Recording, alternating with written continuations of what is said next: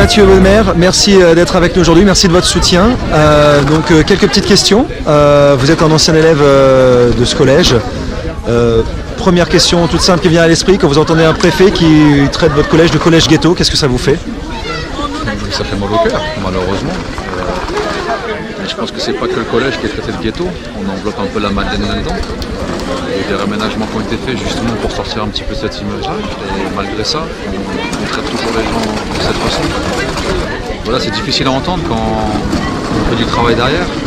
Je vais parler de mon cas personnel. Avec Bernard, on a repris le club en 2009, on a mis en place un projet de travail justement pour que les enfants aillent à l'école, pour qu'ils puissent être scolarisés dans de bonnes conditions, pour justement les enlever entre guillemets de ce ghetto.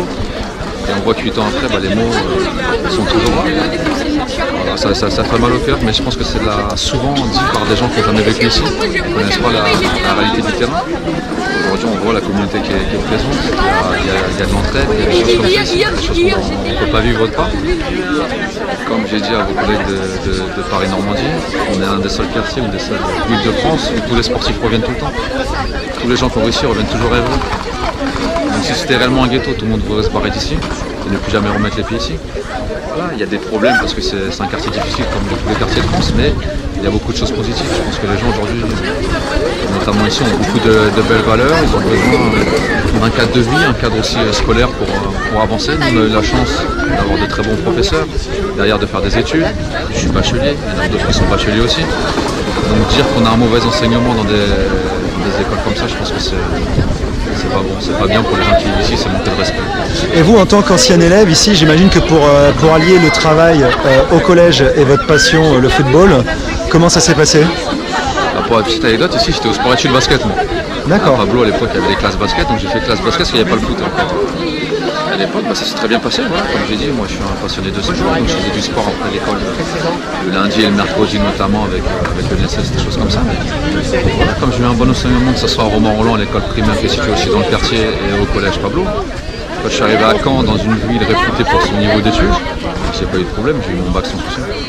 Et vous en parliez tout à l'heure de toutes les actions menées par l'EFC, donc qui se trouve à 200 mètres du collège, pour expliquer aux gens qui nous regardent.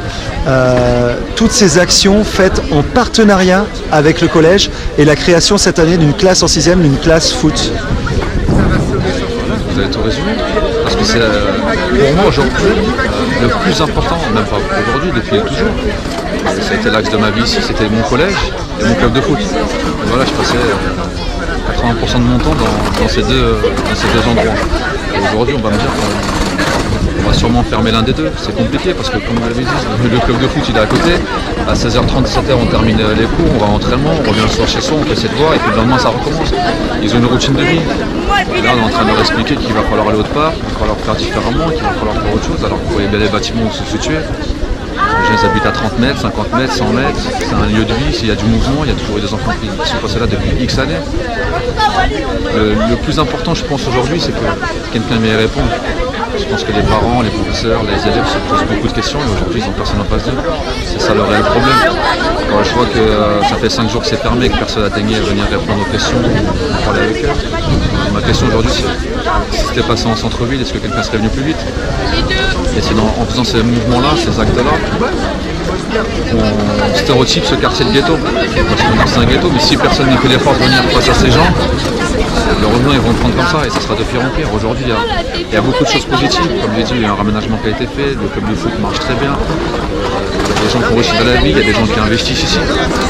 Il faut continuer à développer le quartier pour que tout le monde s'en sorte. Là en fait on essaie de faire sortir les gens du quartier, mais le quartier on va laisser à l'abandon malheureusement.